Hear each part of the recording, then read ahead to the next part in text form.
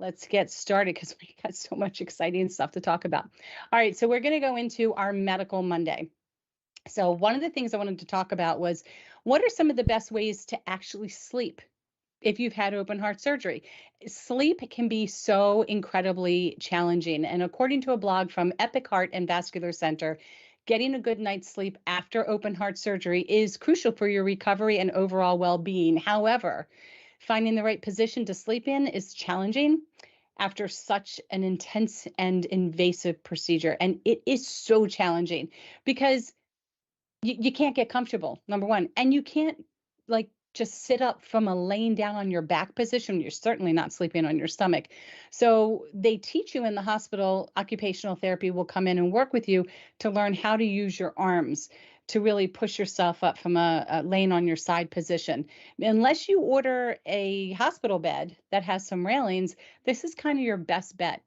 Is to sleep on the side, which is also going to be not necessarily super comfortable to start, but it's really the best chance you have at getting out of a sofa on your own. Now, if you have a recliner, that's helpful too. So it's just overall a very interesting experience. So let's talk about this blog's 5 and more positions for positions that you can sleep in when you return home.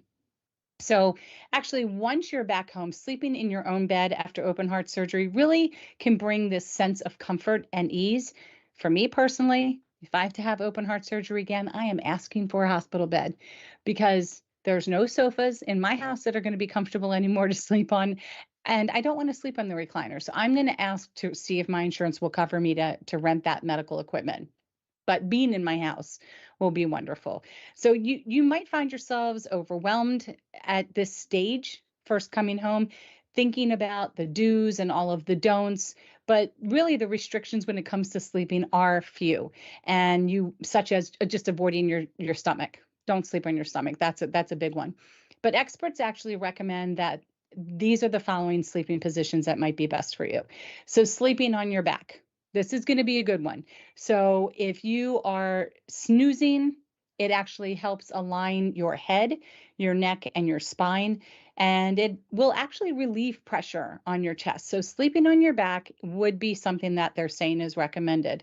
And again, I'm not a physician, I'm not a medical professional. I'm just sharing with you tidbits of news and information that we happen to find, and this is all to be used for you to discuss with your personal doctor or your clinician, especially if you have a scheduled surgery. Talk about some of this ahead of time. Another good position that this article talks about would be sleeping on your side, as we just discussed. So you are allowed to sleep on your side. However, this is the important part. You kind of don't want to forget to use pillows to help prop you up for added support. So you're really using them to help support your back, even though you could roll over on your back. Propping up with the pillows would help you stay on your side, basically. And you might want to have a pillow nearby to grab, to hold onto when you do go to sit up. It's just as comforting to have that heart-shaped pillow against your chest when you're doing things. Roll over to sit up on the bed. These are one of the things we just talked about. You really don't want to just sit straight up. Not that your stomach muscles have been cut, but it's really important to always try to roll over to your side when you're getting out of bed. So start by positioning yourself at the side and then gradually move into a sitting position. I know that it's always recommended, especially after you come home, just to sit for a minute. Kind of let your body settle in, get those feet planted firmly on the floor, and then stand up. Don't take for granted that your body's been through a big experience and that standing up too quickly may or may not cause you to feel dizzy. So just take things a little bit slower. Minimize your daytime napping. It's just so hard to do, especially when so many of us are sent home on labetalol and pretty strong dosages. We might find ourselves super extra fatigued. I'm of the belief for myself personally that when I was able to nap, I just napped. I just took advantage of it. However, as we know, napping is going to disrupt your natural sleep pattern anyway. And this is one of the things that we actually talk about in Aortic Dissection, the patient guide, which we're going to get to in great detail. But we do talk about how your sleep cycles are disturbed from the minute that you wake up in the hospital. I mean, at home, you really don't have people coming in checking your vitals at 1 a.m., at 4 a.m. They always tend to come in at nighttime and they leave you alone during the day. But we don't have that at home. So at home, what we're dealing with is the napping. And the uncomfortability. So, with time, you will actually start regaining strength and be fully on that road to recovery. And at that point is really when you need to focus on trying to limit your naps, because if you can limit those, it would eventually lead to hopefully a better night's sleep, better night's amount of rest. Use that pillow for support. We just talked about it earlier when you're laying on your side to maybe keep some pillows popped up behind you. But in case you're someone who tends to roll in the middle of the night subconsciously, you kind of want to use either a bed wedge or rolled up towels or just a regular pillow to support you and maintain a comfortable position, because we definitely don't want you rolling over in your stomach. Reclining. Again, in my particular case, I have a recliner. If you don't, you can actually rent recliners for a period of time. But reclining in a chair is a really good option as opposed to being in your bed. It really helps to lessen the incidence of coughing or any potential regurgitation that might cause you to really cough a lot in the middle of the night, and helps to eliminate difficulties with breathing during sleep. So this is related to fluid buildup that might happen around your heart or your lungs. And the good news is it usually improves over time and the excess kind of gets eliminated on its own anyway. But that's why reclining, especially in your naps, is a really good option. But again, as we mentioned before, as always, talk to your physician about his or her tips when it comes to just really trying to get as much quality rest as possible. I can't guarantee it's going to be full of quality, but it will be rest, after open heart surgery. It's a tricky thing, and it kind of comes down to what works best for you.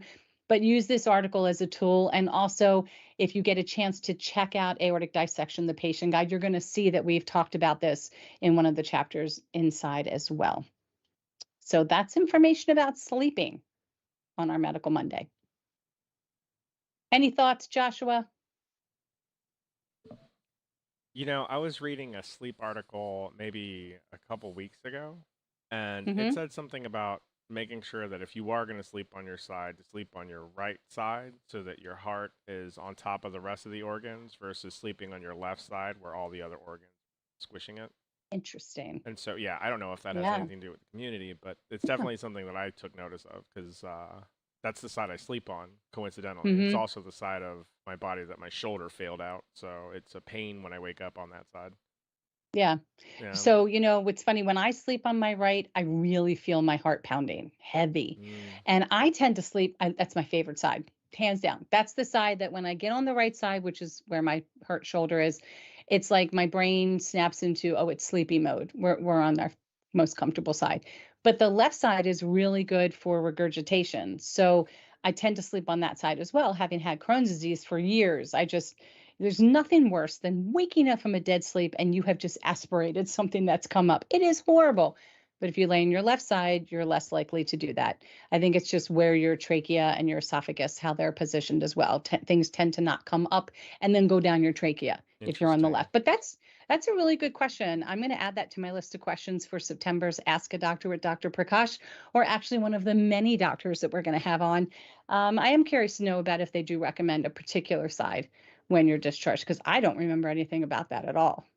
I So, mean, it might be just as, sleep on your side, whatever's most yeah, comfortable. You're in a lot of pain. Just be as comfortable as you can, yeah, right? just Yeah. get sleep. That's what I'm thinking. Yeah. That's what I'm thinking.